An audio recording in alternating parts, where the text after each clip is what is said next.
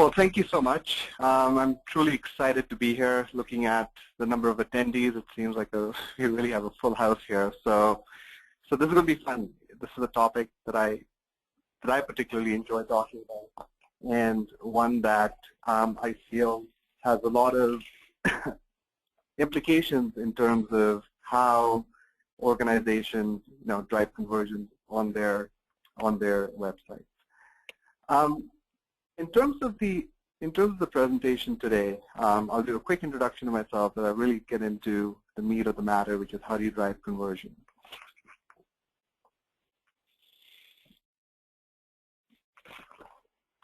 Just to quickly introduce myself, my name is Rahul Khosa. I'm a partner here at eDynamic. I've spent a better part of the decade working with B2B organizations in helping them optimize digital marketing and technology. Some of my clients include American Express, Dell, New York Life, JP Morgan. So it's a spread across high-tech companies, financial services organizations. So we're covering really three key things. I think I want to talk about what really conversion is, because this word it has different connotations, different meanings. So I think it'll be interesting to talk about what really conversion is and what is the challenge with conversion specifically with high-tech websites, and then eventually what can you do to actually drive conversion on your sites. We'll cover various topics across technology, strategy, dynamic experiences, and so on. Just a quick introduction to eDynamic. We're a digital consultancy founded in '99, have locations across the world, and we really help marketers and technologists engage with their customers and clients using digital solutions. And high-tech happens to be an area of focus for eDynamic. And we have an offering that targets high-tech marketers, helps them improve acquisition, improve customer service, increase lead acquisition, brand awareness, and eventually helps your bottom line. And we have a series of capabilities across strategy, experience, and technology that help you accomplish those goals.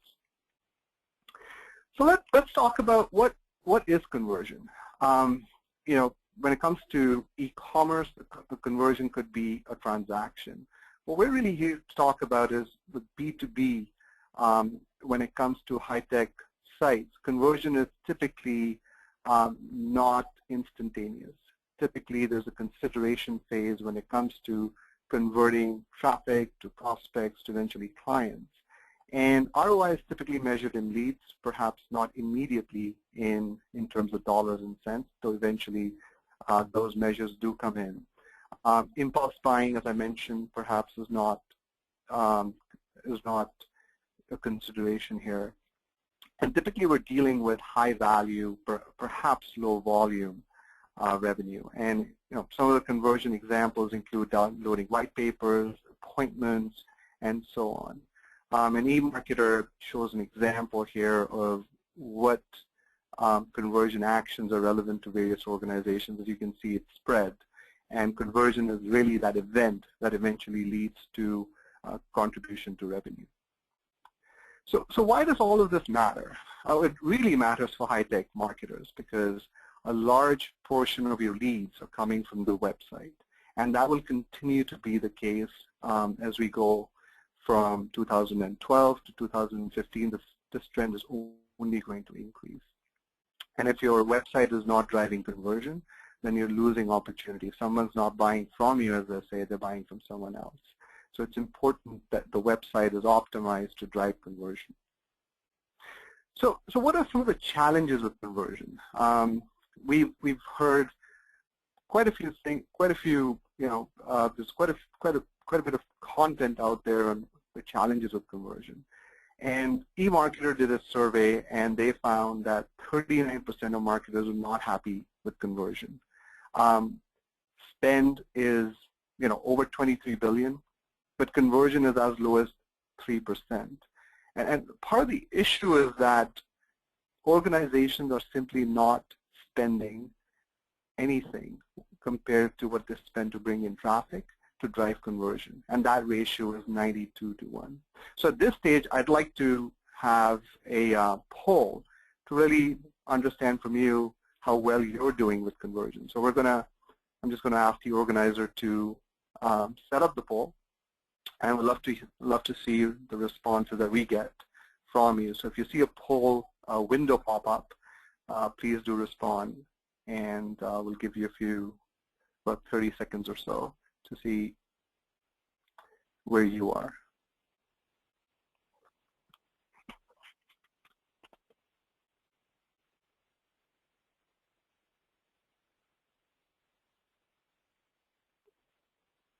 Wow. So, you know, when I go around meeting customers, this is very consistent in terms of the feedback I'm seeing here. It plain sucks seems to be the response that's most popular, and I'm not surprised. I'm not surprised because organizations are trying to figure out how to drive conversions. There's quite a few issues when it comes to conversions. There are too many options when it comes to buyers, and you know, it puts a strain on the organization to actually drive conversion. Sites are confusing. There's irrelevant content. You know, traffic is not the answer. Simply increasing traffic may not give you the conversion because the percentages are low and they're continuously going lower. So there's some severe challenges actually that limit your ability to drive conversion. And we're going to talk about some of those challenges, and then we're also going to talk about how you can overcome those.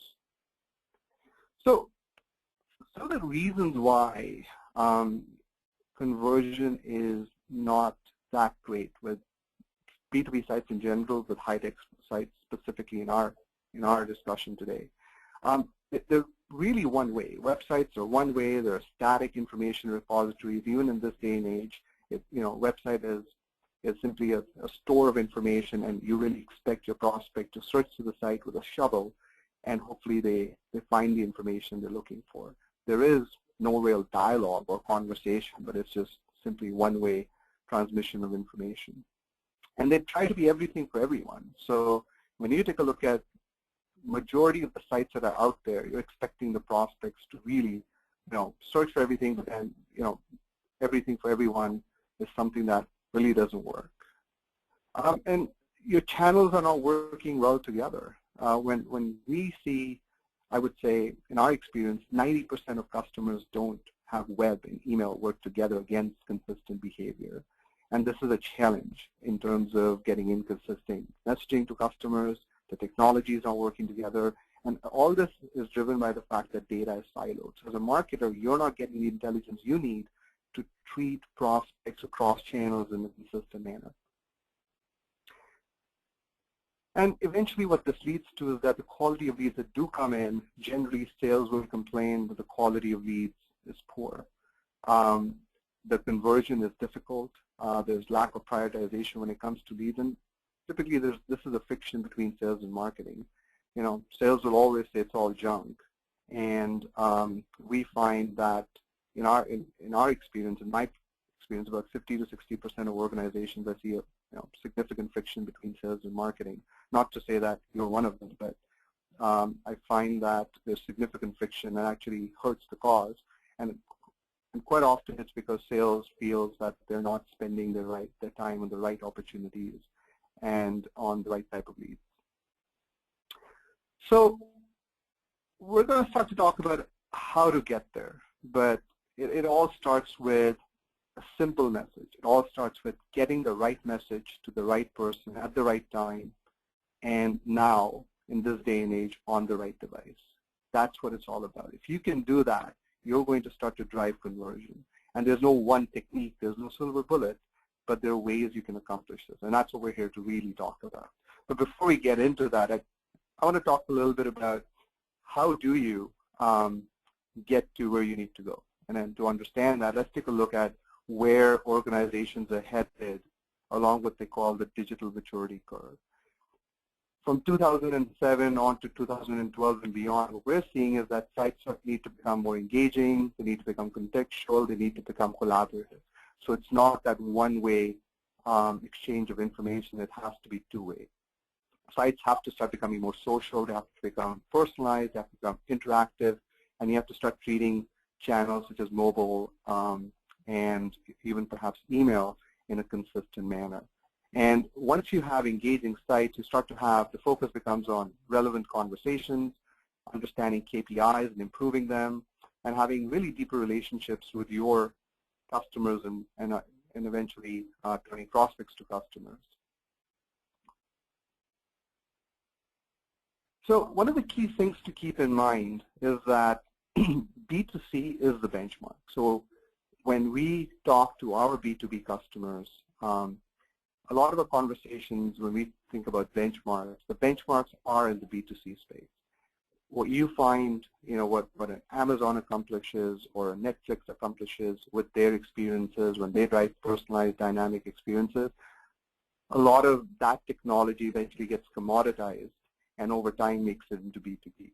So B2C sets the benchmark, it sets the experiences, that sets customers' expectations, and eventually it moves over to B2B. So as a marketer, as a B2B marketer, we strongly urge our B2C clients, B2B clients to keep an eye on what's going on with B2C.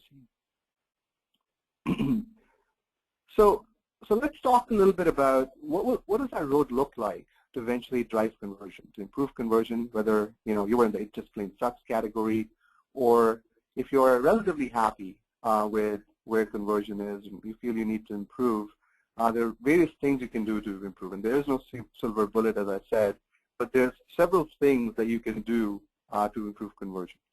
So digital technology is critical to driving conversion. Under the hood of your websites today, there are multiple technologies from content management to search, analytics, CRM, marketing automation, all integrated in a digital platform that are impacting conversion. And it's important to understand which technologies can impact conversion, how they need to be used, and how they need to really work within an ecosystem to drive conversion. Dynamic personalized experiences, again, the right message to the right person at the right time through the right channel. This is what it's all about, is understanding, giving them the information they need. And we're at a point now with the technologies that are available that these technologies are somehow commoditized and you're able to accomplish these goals.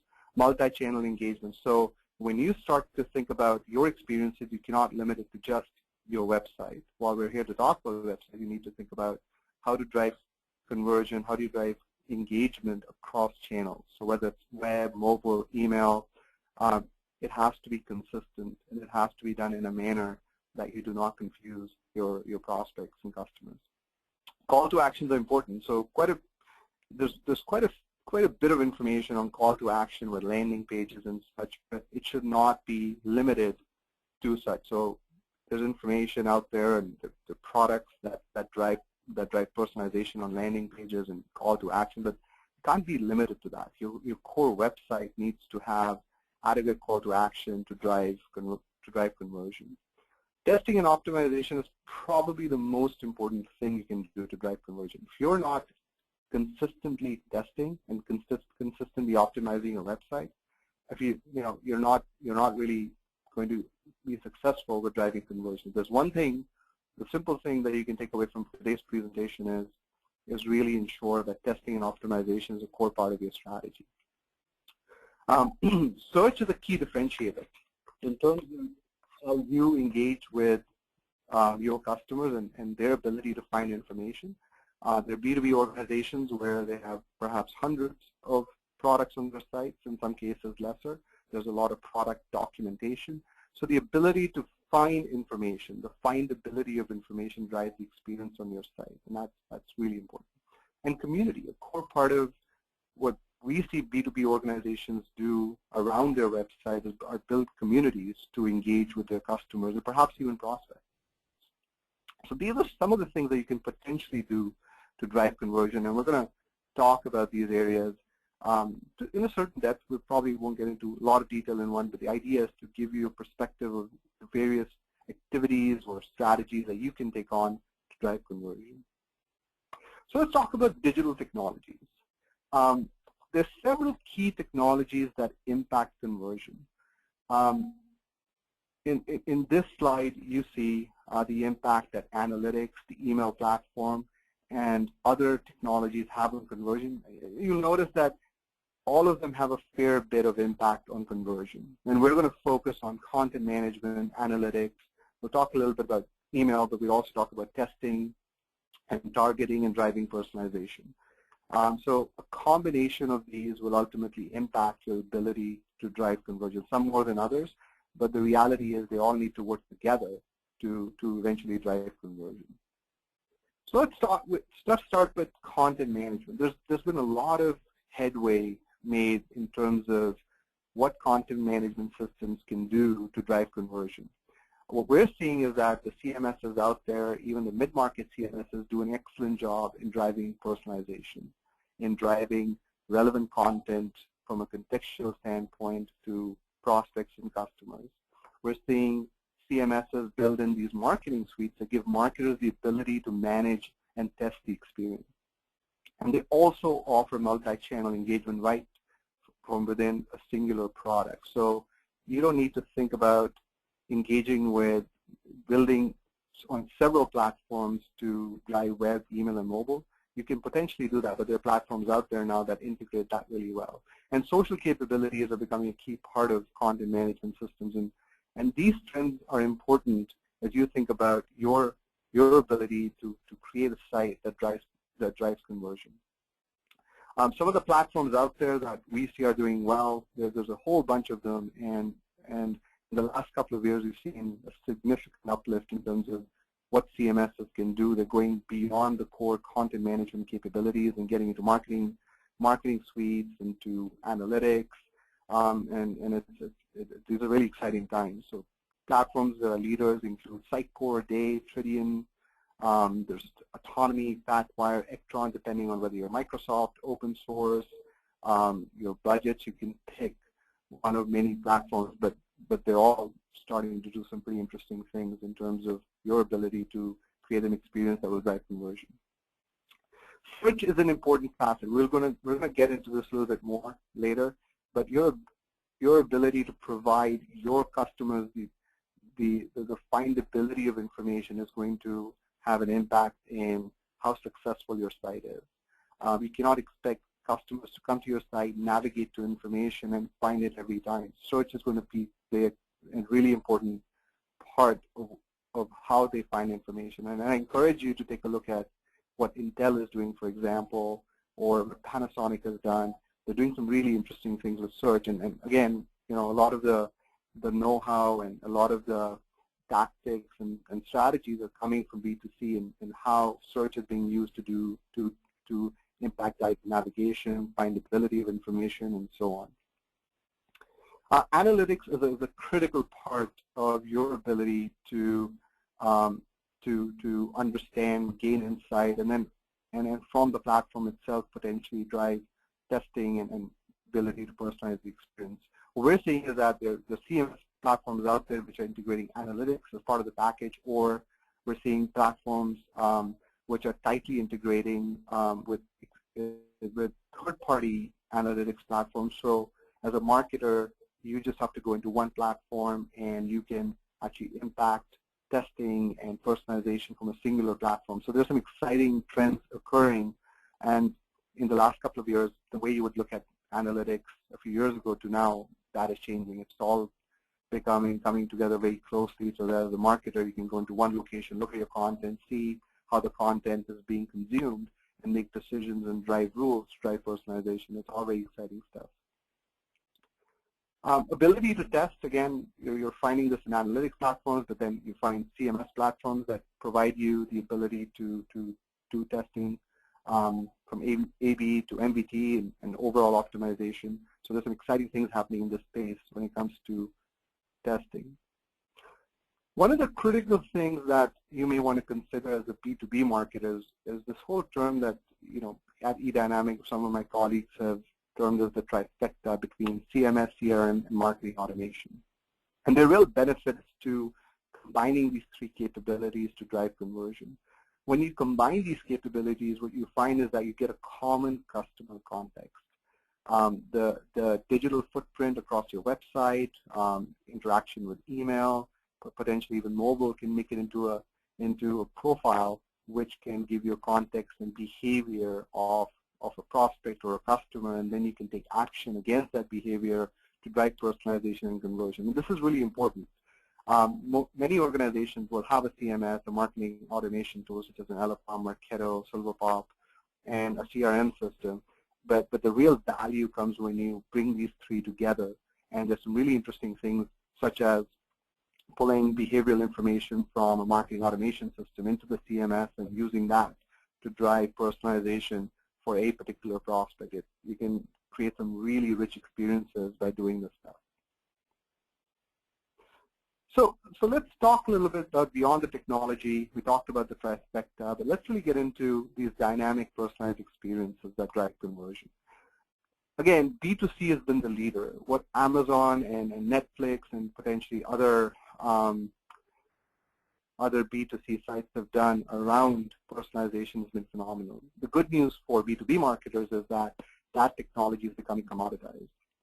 Mid-market platforms offer personalization capabilities right out of the box. So there's some pretty interesting things you can do without incurring the expense the likes of Amazon have incurred, and we'll talk about that a little bit. So why does personalization matter? It's all about getting the right message to the right person at the right time, and if you can make that happen, you will engage your customers and you will meet their expectations and you will lead them down a path to conversion. And what we see occurring is that you need to get an integrated view of a prospect across channels to really drive personalization. So it's a series of things from customer service behavior, historical behavior, online behavior, and essentially any touch point needs to be gathered and then has to be then treated for personalization. And the way to get personal with your customers is to understand their context, develop that holistic view of the customer across channels, store it in that trifecta as we spoke. Develop content that actually targets that buying life cycle of that particular prospect. And then eventually deliver an experience that is real-time, it's aligned, it's unified, and across channels they're treated consistently. And what you will find is that context is what will drive engagement. When you align with the expectations of a visitor, of a prospect, you will start to find that you're being contextual to them and you're driving engagement. So the persuasive sites that are out there, they do a great job in providing understanding context, and when you understand context, they have technology available that can drive engagement. But how do you identify the context of a customer? We talked about pulling information from various systems, but where does it all come from in terms of the prospect offering this information? Some of it is visitor generated. There's this whole notion of a digital footprint that Eloqua has been talking about, but leaving that on the website, you can capture information based on click-through behavior on who they are, what are they interested in. So visitor generates this information, they supply this information, and you can potentially reach out to external systems to capture this information. A Fortune 50 client of ours pings over 20 databases of a prospect that comes to their site to understand who they are based on their IP, and then are able to personalize the experience depending on what the title is, the industry they belong to, and so on. So there's some pretty interesting things you can do there by understanding the context of the visitor. And this notion of the buying life cycle is critical to marketers. We recommend that defining the buying life cycle and wrapping the website experience around this nature of the buying life cycle will impact the experience in a very positive manner. So as an example, when a prospect of a certain segment comes to your site, they go through this process of recognizing needs, searching for information, evaluating options. So if your ability or your technology's ability to identify which segment this prospect belongs to, what criteria allows them to move from one stage to another, will determine your ability to not have that one experience, something for everyone, right, everything for everyone, but a personalized experience which is targeted. So if you're able to map the buying life cycle, segment your customers and prospects, and then identify the criteria and messaging that will drive conversion, the way you design a website and the way you drive personalization on the site will fundamentally change, and you'll create an experience which is truly engaging. And again, if you need any material around this, we would be happy to provide those. We've got a whole methodology and templates with which you can work through this, mapping the buying life cycle. And again, across this buying life cycle, there's various phases and techniques you can use across your website to engage with your prospects and customers. And this goes all the way from awareness to loyalty, and the various capabilities within those, including blogs, widgets, communities that you can use at various stages of the buying life cycle to engage with the audience. So thinking in terms of this buying life cycle and designing an experience and capabilities along the buying life cycle will fundamentally change the way you design experiences. When you're designing a site, quite often I find that organizations start by working on what they call the persona, and you know, you find things such as, well, this person drinks coffee at 4 p.m. in the day. I'm not sure what objective impact that has on actually driving conversion. Don't get me wrong, personas are important, but the buying life cycle makes your decision making on how to design the site, what content to provide, what content not to provide, and when to personalize the experience. It is all driven from the buying life cycle. Again, this is a critical piece of information that we provide to our clients, and we encourage them to map out the buying life cycle to change the way you design experiences and engage with your clients. So we'll share a personalization example from one of the customers that we're working with. If you were to just land on their web page, you know, and start clicking through the site, we start to actually track that digital footprint. And based on their behavior, we actually track the experience. And in this case, when they return to the site, we understand that they're an existing customer, so we may offer, for example, the login box right on the home page. So depending on the digital footprint and understanding what the user is looking for, we're able to create dynamic experiences which are, again, in this case, is targeted towards a specific customer. In another scenario, you can, again, start from there. You know, if a prospect comes to the site, navigates to certain types of pages and certain types of products and leaves the site, and when they come back again, we can provide relevant information. So change the navigation, change the banner in this case, and offer relevant information which is targeted towards them.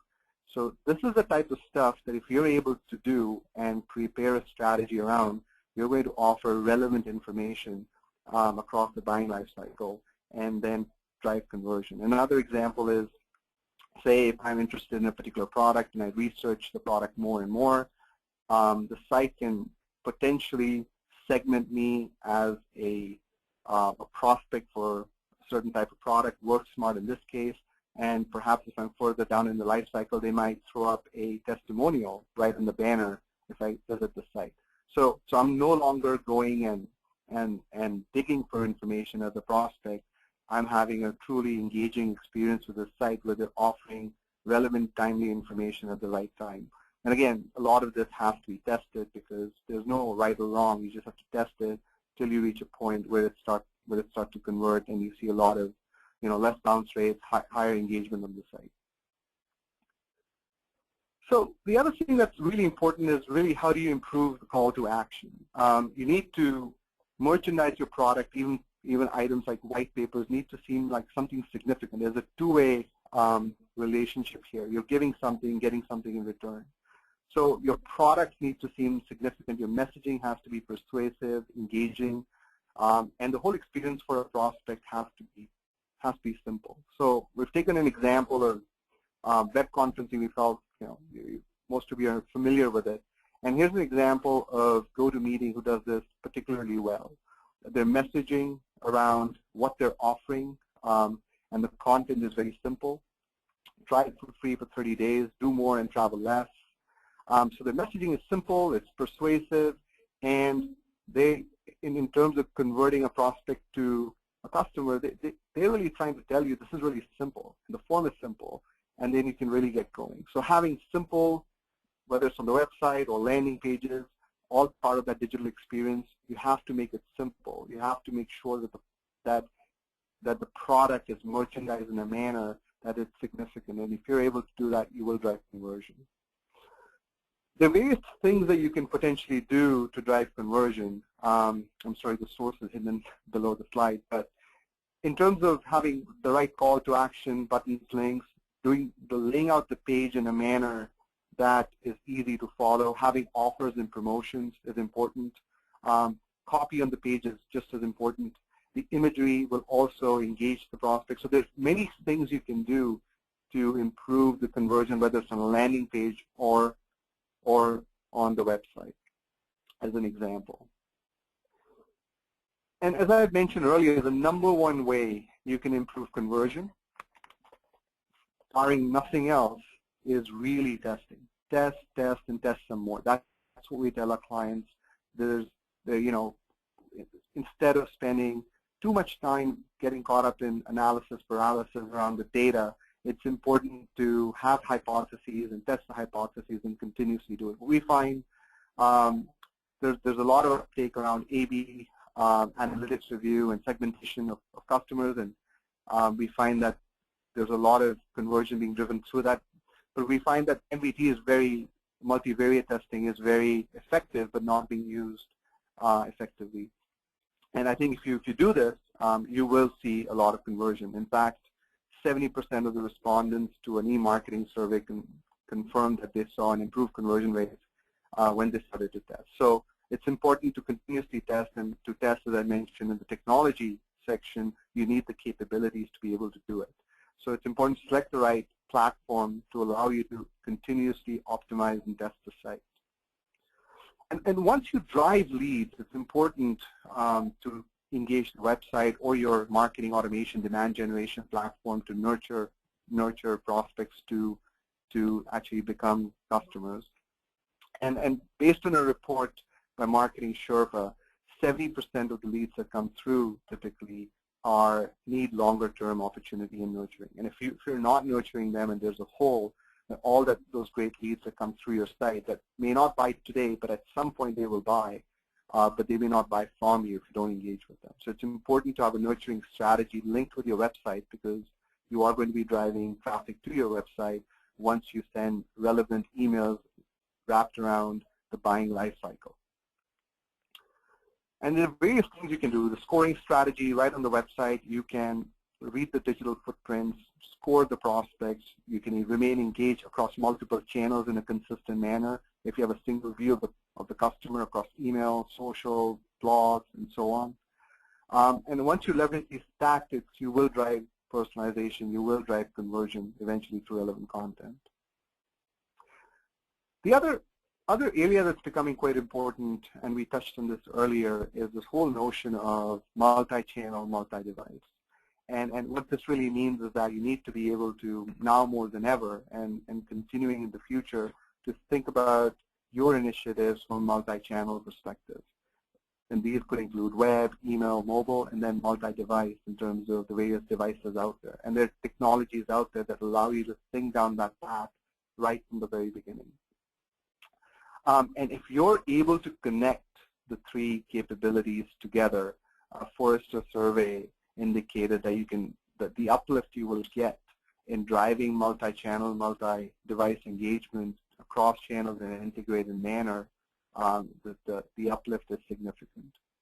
So it's something that you should really consider, and right from the beginning, we recommend that you start by thinking about multi-channel, multi-device right from the beginning, even if it is if the rollout is perhaps through a roadmap which will bring capabilities in the future, but you need to start to think about it in a cohesive manner right from the beginning. And in a recent survey, maybe not so recent, but this continues to be an issue, is getting the integrated view of the prospects for you to be able to deal with them across channels. If you're not getting an integrated view across channels, you're not going to be successful in driving conversion. So getting that integrated view continues to be one of the challenges for digital marketers. And as I indicated earlier, dealing with prospects across channels in a consistent manner through a centralized CMS it is possible today. Technologies such as HTML5, CSS3 allow you to use a singular CMS to drive experiences across multiple devices. So if you take a responsive layout strategy, which is coming and will become commonplace shortly, you're able to deal with multiple devices across multiple channels in a consistent manner.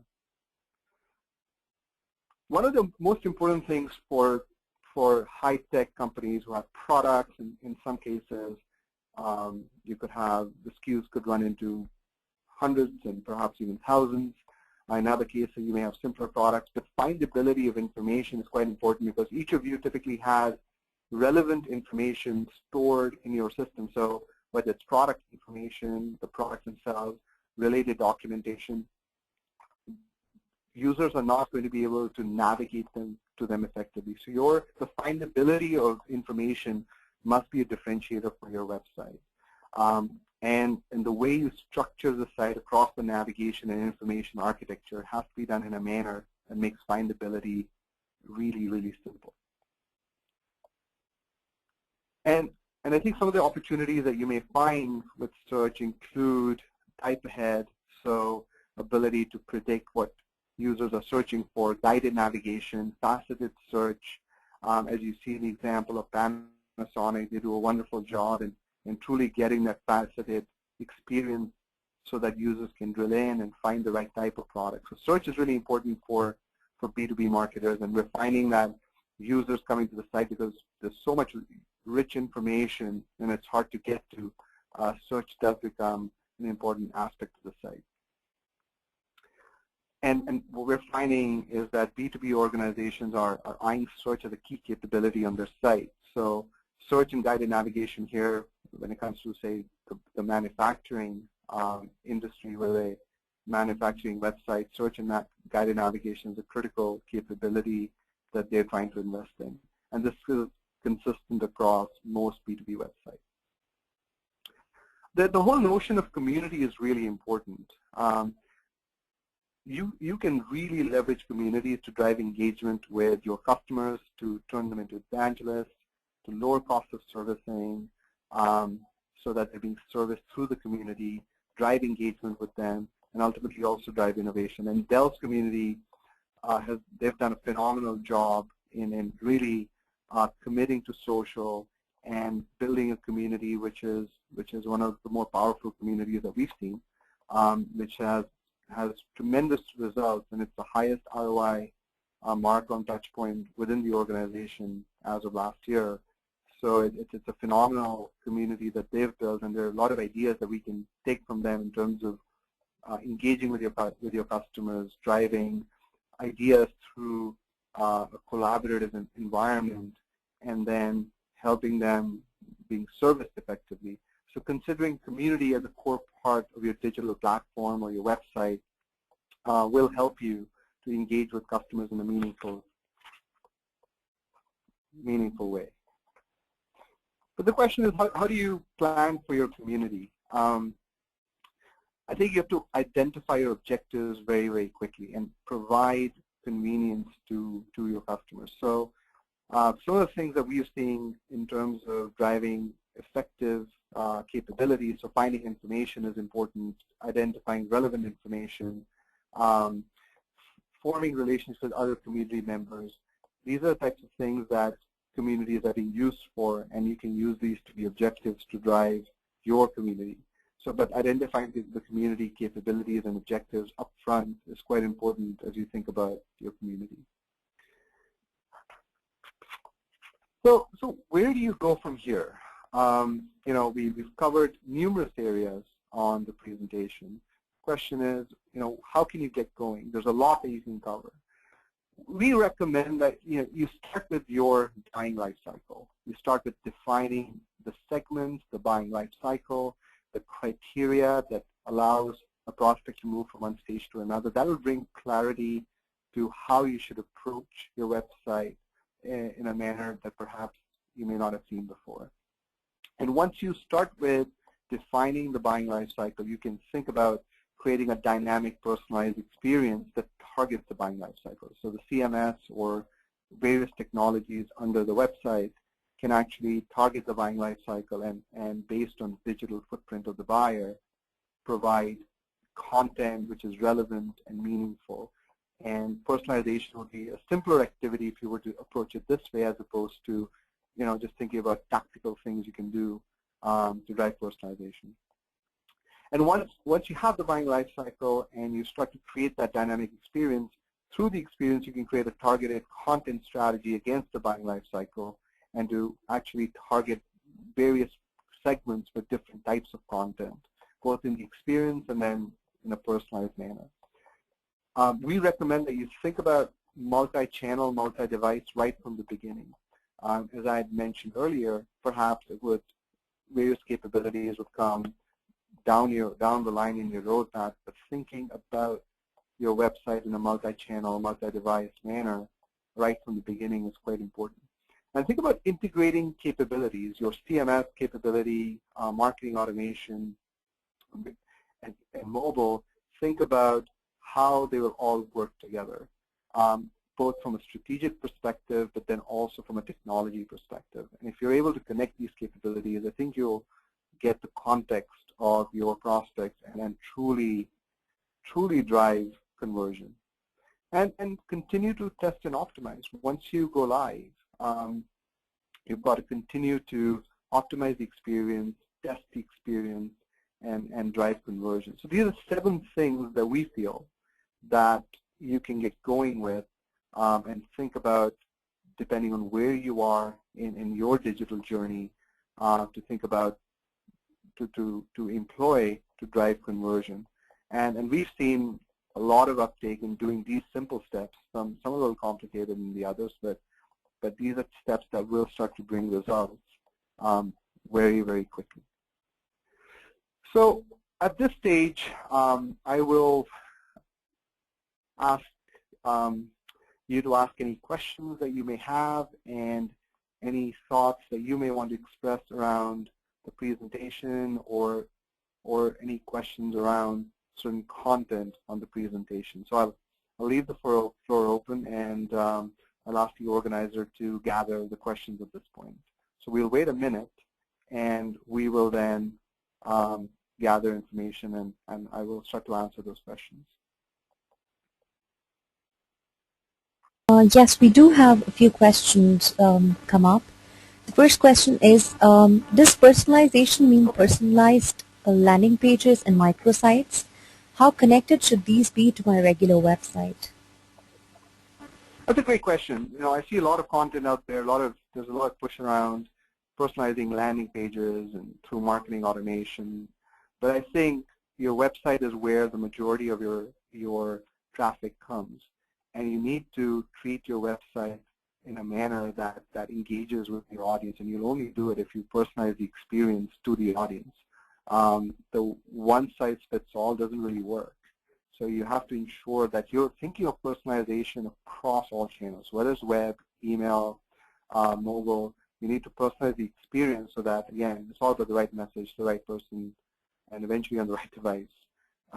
So you have to think about personalization in a broader manner. It has to be a core part of your strategy as opposed to thinking about it in a tactical manner. So quite often our clients would, some of the roadmaps that we end up implementing include thinking about the website in a phased manner, where in certain phases personalization becomes a core part of the strategy, and we test various hypotheses that we come up with targeted towards the buying life cycle.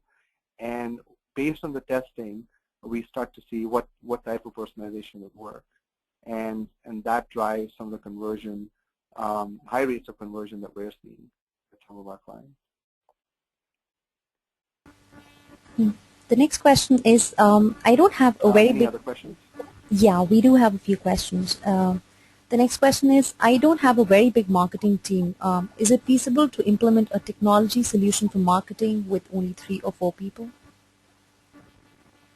Yeah, why not? I think that's the exciting part now, is that mid-sized organizations have capabilities that they can leverage to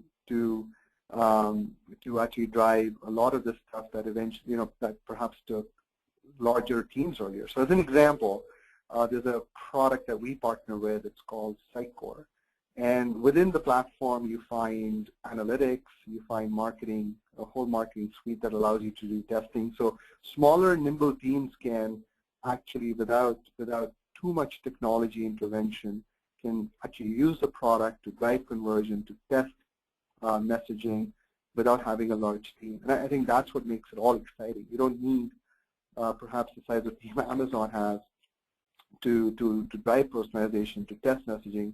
A lot of this has become commoditized. It's affordable, but then the usage of it is a lot easier. Another question just come up around Sitecore. It says, we are using Sitecore CMS and are considering to implement Sitecore's digital marketing system. How does Sitecore digital marketing system differs from any marketing automation tool? Well, I think that there are plenty of tools out there that allow you to execute your digital marketing capabilities right out of the CMS. So Sitecore has certainly done a great job with that, and some of the reports that are out there by the likes of Gartner and Forrester seem to indicate that. So I think it's a great platform, but there are other platforms such as the likes of Ectron and Day, which do a phenomenal job in allowing marketers to have the tools and the skill sets and the capabilities to actually test personalization, drive a dynamic and engaging experience. And then it's last by Tony. He says it was any other questions? Yeah, so there's one last question. Actually, it's Tony who says it was a good session, and who do we contact to discuss purchasing your solutions? Sure. My name is Rahul Khosa. We will be sending out my contact information after this session. We will certainly be in touch with you. Feel free to reach out. There's more than anything, there's a lot of templates and capabilities that we'd be happy to share. A lot of this can be just used by your own teams. The idea of building some of these platforms is that you become self-sufficient in actually doing testing and trying personalization. So we have the methodology and the template, and we'd be happy to share it with you folks if you can use it internally. So yeah, we've covered all the questions now. Great. Well, thank you so much for joining the session. Should you have any questions, an email should be making its way out to you with our contact information. Feel free to reach out, and we'll share the deck and any of the templates that we discussed through the course of this presentation. We'd be happy to share any of that insight with you. And if you have any questions, I'm available to answer those questions and share examples, deeper examples of how you could drive conversion using some of the tactics and strategies that we've indicated here. Thank you so much, and have a great day. Bye-bye.